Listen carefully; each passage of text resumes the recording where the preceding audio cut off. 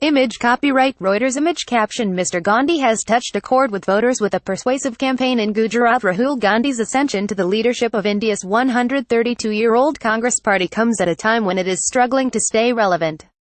Mr. Gandhi's appointment was confirmed on Monday, days after he filed his nomination papers for the post. There were no other contenders. He will officially take over on the 16th of December.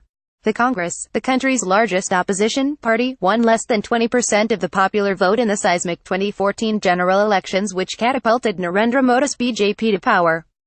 It secured just 44.8% of the 543 parliamentary seats in its worst performance ever.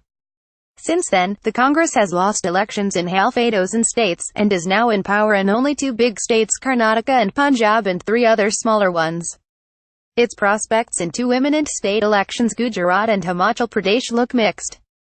Voters in cities and villages have deserted the party in droves between 2009 and 2014. The Congress lost more than 9% of the popular vote, bleeding support across castes and minorities.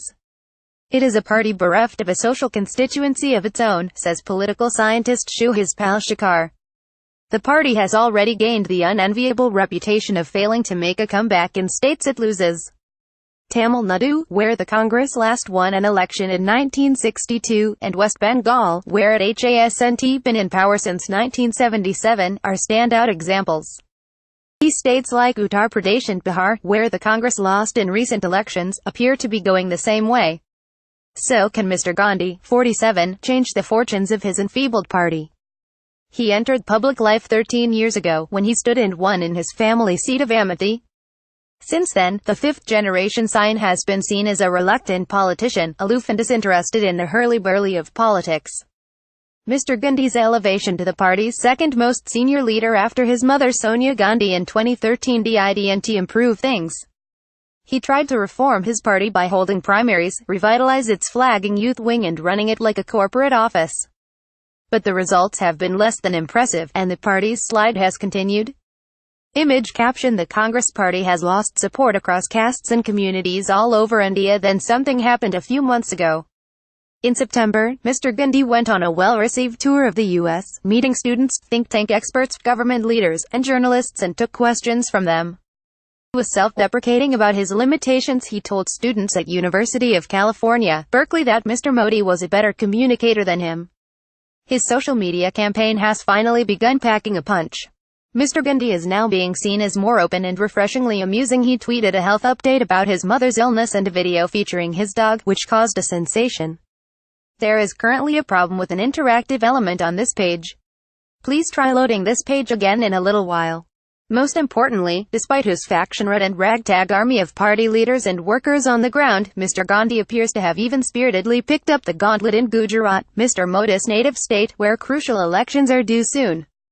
BJP won all the 26 seats there in the 2014 election. On the stump, Mr. Gandhi has touched a chord with voters with a persuasive campaign. He has spoken with clarity about lack of jobs, the currency ban, rising intolerance, the slowing economy, and the unfulfilled promises of Mr. Modi's government. In his new avatar, says Arthi Ramachandran, who wrote a biography of Mr. Gandhi, he seems eager to engage with voters. Mr. Gandhi's burst of enthusiasm appears to have energized the party's rank and file somewhat, but he will need a lot more political nuisance strategy if he's to start winning elections. He will need to articulate a compelling economic vision to young Indians who are tired of confusing reformist platitudes. He will have to find and encourage charismatic and clean local leaders, forge winning alliances with regional parties, and make sure his party runs better governments in the states it rules.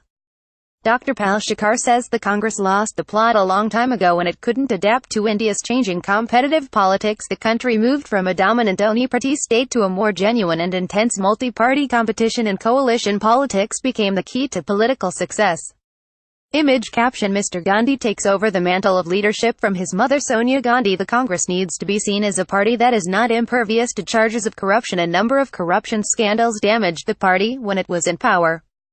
All this and more is required to take on the formidable Mr. Modi and the BJP's well-oiled party machinery. Many believe Mr. Gandhi's toughest challenge will be to contend with the burden of his dynastic roots. They point to Mr. Modi, who has turned his humble origins to his political advantage.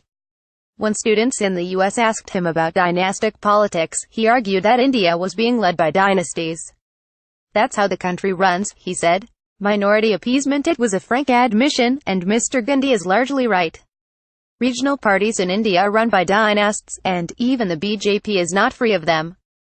Research has consistently shown that Indian voters are not averse to voting for dynastic leaders, says Sanjay Kumar, political scientist and director of the Delhi-based Centre for the Study of Developing Societies (CSDS). More seriously, many voters have gravitated away from the Congress, according to Dr. Kumar, because of the growing perception that it is a party which appeases the minorities.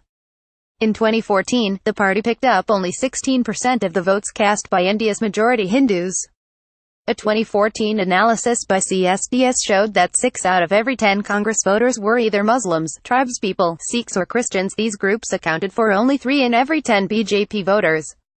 Image caption: Mr. Gandhi has to stitch winnable alliances to win state elections. His challenge is to win the hearts and minds of Hindus without becoming a poor copy of Hindutva Hinduness, and to oppose Hindu nationalism without alienating Hindus, says Ajaz Ashraf, a Delhi-based analyst. A clutch of key state elections next year will truly test Mr. Gandhi's mettle. He needs a good election win to change his persona and perceptions about him, says Dr. Kumar. There are other pressing questions. Will he be the prime ministerial candidate for the party in the 2019 elections? Or will he hold the party together and allow a prime ministerial candidate to emerge in time? Zoya Hassan, who has written a book on Congress, believes that with all its faults, it represents a non-parochial idea of India. But, she adds, it is also a party which has no ideology, only strategy. If there is one ideology that the party continues to represent, it is the ideology of power. Waiting for Mr. Modi to make the same mistakes as Congress did appears to be Mr. Gandhi's best bet for seizing power in the near future. He clearly faces an uphill battle.